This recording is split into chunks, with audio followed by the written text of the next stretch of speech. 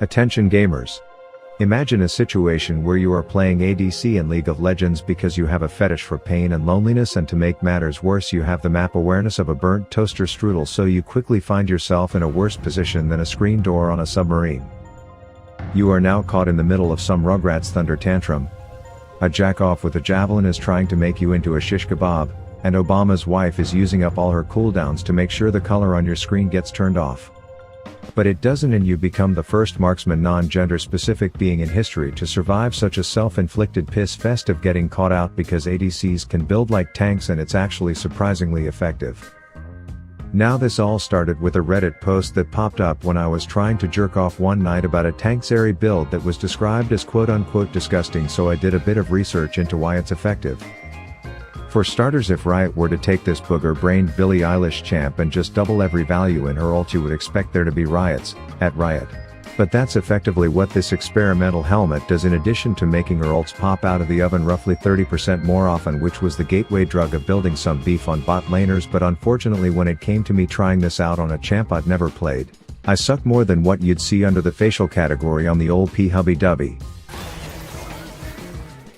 So instead today I'm going to show a few other marksy/she/hitters who benefit from rushing a few tank items, because when it comes to League, a mouth-breathing moron who plays champs like this just can't resist to whip their dick out in the presence of an ADC, because they are conditioned to think they are squishier than a natural tit, and thus building a bit of beef is enough to throw off the elo piss my pants equilibrium known as game balance in League of Legends. So if you are excited to see this in action, please politely abuse my subscribe button until it turns blue, and let's get into the games.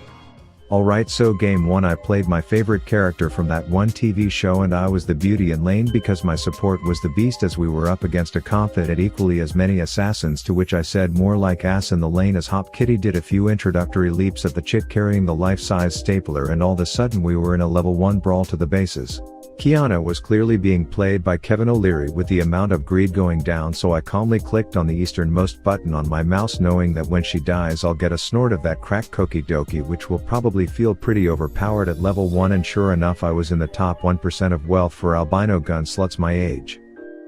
Anyways, I take a piss break in base at an optimal time, aka tempo, or whatever the cool kids are calling it these days, which means that weaponized hula hooper is now trapped in lane with less health, so I toss her a literal hot potato and release my kitty onto her. Senna infects him with something that looks contagious, so I step away for a second until it passes, and then I watch that tan chick in the Ben Franklin wig hop around until she sits still long enough to deep throat one more tater, which fills me up with more than enough booger sugar to complete the double. I swear all assassin players have greed as a part of their passive, but if this one was any more inbred she would be a sandwich, as her biggest contribution in this game was giving me the zoomies to practice my Krav Maga on her biffle, who gets poked down to a sniffle.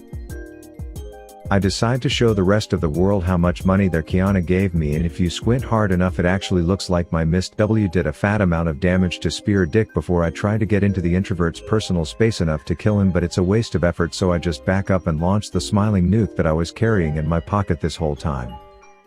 Then it's time for me to return home because my kitty needs fed, so I tell him sit in the bushes till I tell you to come back, and then I yell now bitch as I aim my minigun at the girl with the mini brain before lying on my back and launching a big boy out of my asshole, which is the appetizer to the main course called Slaughtered Hawaiian Roast, which spiked my blood sugar enough to chase down the former First Lady of the US of A, even with an odd start to an ADC build.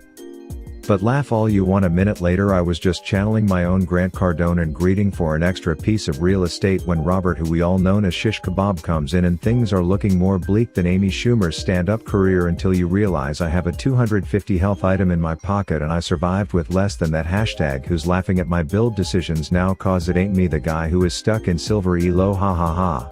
That said, for anyone wondering what I was building, I just went to the shop and typed tit, and that's how I made my decision. But anyways, it was time for a celeb shot on the target that didn't end up dying. Yay me for not getting my socialism check, even though I totally contributed to our team's welfare there. Ah, there we go. Thank you. Bernie Sanders loved you on the Theo Von potty last week, but let's talk business. This magic muff of a mid laner was making a big enough scene to the point where honestly I felt like an ugly ass girl with a lack of people even looking my way, and there may be a few of you in the stands at this point saying, Rav, if you would have built normal ADC items like someone who doesn't jerk off 6 times a day you would have been able to be useful there, and to that I want to say you are right. But to anyone who occasionally gets out of their car seat in the back and hops behind the wheel, you will know it's only a matter of time before I am public enemy numero uno. As you can see in the presence of my full assassin murder cat, I am still the focused target, but for anyone who kites worse than a kid who doesn't own a kite, you can see that having these stats gives me just enough juice in the beetle tank to be a dumbass and still survive, which ultimately lets me Amazon Prime one more big boy back to the site of my close call, and with that exhibit one of a bad ADC surviving a situation that a good ADC would never even have been in is now in the books courtesy of the tit build. And because of this I can play frontline ADC status like I normally do anyways, but this time I'm actually alive to partake in the festivities, which means I earn me some assist G's. This brings us to the clip from the intro where you can see I have a completed tit as well as a Jaksha, which makes me deceptively tanky. As you can see, 3 of them complete an ultimate game of tic-tac-toe on my anus, and I'm still standing here today tell you the story of how I then ran through the forest slowly bleeding out, full of hope because I was about to regroup with my sophisticated dog of a top laner, only to realize that a burnt toaster strudel has way more map awareness than that guy. So the rest of their team completed their chase of the pale gun slut, and I was without a monocled bodyguard, so I did have to take a timeout in base anyways.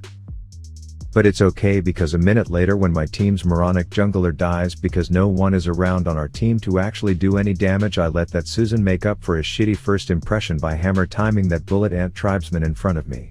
We do chase the spark plug for a minute before re-queuing for a ram, where I once again get caught like a PDF on Vitali's stream, and I must have missed the bring your ult to work memo that went out. But remember, I self-identify as a tank, which means I will be alive and allowed to use the tank bathrooms whenever the fuck I want to.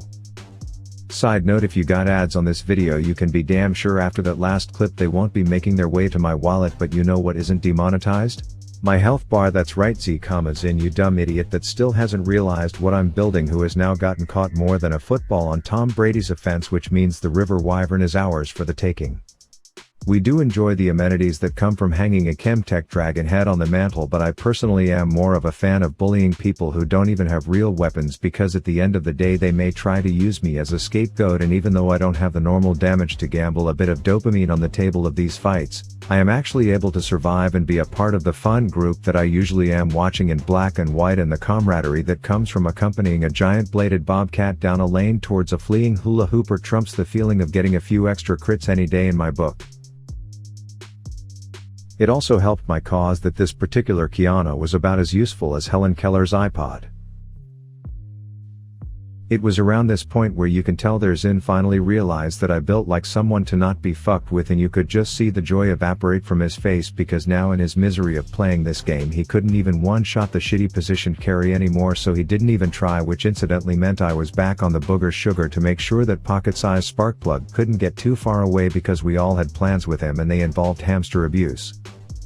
I find myself once again alone and caught out, which could describe my 10-year climeless career as an AD carry, but this time it's different because weaponless Willie is now without a piñata to pop, as my jungler comes in hotter than a spoon at 2010 Demi Lovato's house, as I was just simply happy to be involved in the action, pressing my buttons, breathing this fresh rift air, not getting one shot or even targeted anymore for that matter, and while I wasn't landing jack shit in the fights, I was there and contributing, and without an ADC to constantly one shot, the enemies crumbled and the meta had been flipped on its stupid little head.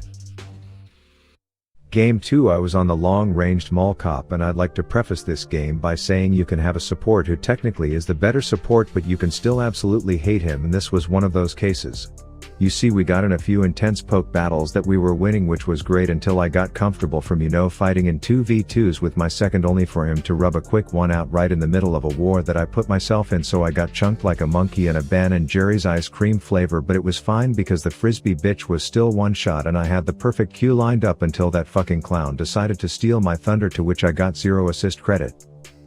Then a minute later, when I was walking back to lane, I was lucky enough to witness this with my own eyeballs as he just suicided a bunch of gold to her under tower.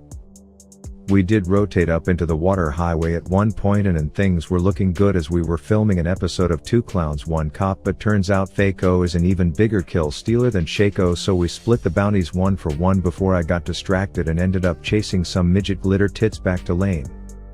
It was just little things like a Sivir running away from him straight into me and him flashing to nab the kill for himself while I got nothing, just really diverted all the blood flow from my nuts, but I really couldn't be that mad because I've dealt with inners, flamers, and that one Nunu playing on a trackpad, so I mean, who cares if Chester the Jester is getting the credit, I guess. At the end of the day 2 clowns 1 cup was a hit, and even though there was a slight gender pay gap, I was still collecting some checks at the end of the day. That said, there were still moments that made me more pissed than a mosquito at a mannequin factory. It was around this point where either my eyesight, my accuracy, or my Q hitbox was off and I couldn't pinpoint which one it was, but the issue in my mind only got worse when the wind twin knocked 2 up and I swear my Q damage just called in sick to work that day, which turned what couldn't been a sexy slaughter into a run for your life as my Shako was continuing to be a little dipshit off camera. But I was really just learning that he was a greedy bastard and remembered that even assholes were created with a purpose, and I was going to use this particular one to serve mine as I took a Colin Kaepernick on the field like an anthem was playing and then lined up a bullseye. It was also at this point where I learned that the tit item has an active ability that resets your auto attack, so while my own gameplay here may leave you questioning if I was born with fingers or not, I was actually coming to the realization that properly timing the auto attacks with the active on the big tit Hydra gives you a buy one get one free special on attack, which is a nifty little trick for the skilled ones in the stand to try out. I had finished my 2-item tanky twat waffle full build and was ready to challenge objectives alone, only until I wasn't ready to challenge objectives alone, so I pieced the fuck out only to learn that the Fed Sweeney Todd daughter followed me out, and while a real build ADC could do more damage to her, a real build ADC also would have gotten snipped in 2 shots, so I tanked her haircut long enough for some spinning shit stain to come to the rescue, and I have to say I was enjoying sacrificing some damage to survive the encounters, and I think learning to use the tit active better would keep your 1-item damage pretty comparable, but who knows.